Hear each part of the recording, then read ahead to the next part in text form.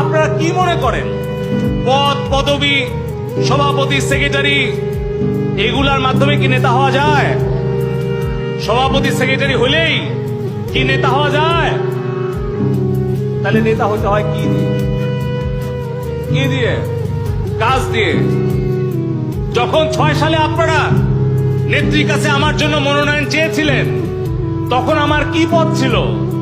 আমি কি তখন প্রতিমন্ত্রী ছিলাম? আমি কি এমপি ছিলাম? জেলা আওয়ামী লীগের সভাপতি সেক্রেটারি ছিলাম? উপজেলা সভাপতি সেক্রেটারি ছিলাম? কেন্দ্রীয় আওয়ামী লীগের সদস্য ছিলাম? কি ছিলাম আমি? আমি একজন সাবেক ভিপি, এই কলেজের ছাত্রলীগের সাবেক থানার সেক্রেটারি, ছাত্রলীগের এই সিংড়া গলিয়াপ্রস অনার্স সরকারি কলেজের সাবেক সভাপতি। আর ওই সময় আমার কি পদ ছিল? থানা আওয়ামী লীগের সাংগঠনিক সম্পাদক। আর আমার সাথে মনোনয়ন চেয়েছিল জেলার বড় বড় নেতারা, উপজেলার বড় বড় নেতারা, আমার থেকে বেশি শিক্ষিত, আমার থেকে বেশি যোগ্যতা সম্পন্ন। কিন্তু আমার পাশে কে ছিল? এই সিংড়ার জনগণ ছিল, মা বোনেরা ছিল, আর আমার দলের নেতাকর্মীরা ছিল। তাহলে শক্তি কার বেশি?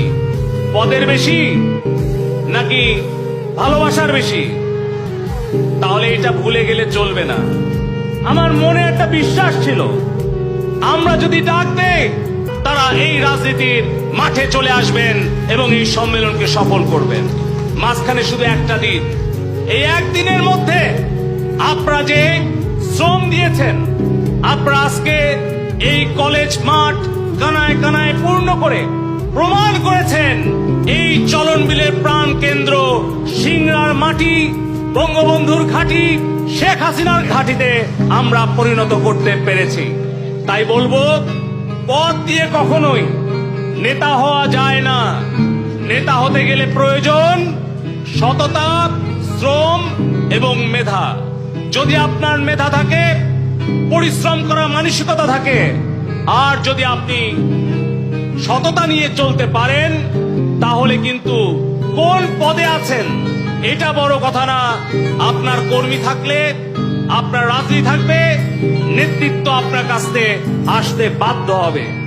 বঙ্গবন্ধু শেখ মুজিব নিজেই বলে গিয়েছেন, নেতার মৃত্যু হতে পারে, কিন্তু আদর্শ বেঁচে থাকলে সংগঠনের মৃত্যু নাই। আর সংগঠন হচ্ছে আমাদের স্থায়ী ঠিকানা। একজন ক্ষুদ্র কর্মী হয়ে, বঙ্গবন্ধুর আদর্শের সৈনিক হয়ে, আর আপনাদের ভালোবাসার প্রিয় পলক হয়ে আমৃত্যু জনগণের সেবা করে যেতে চায়।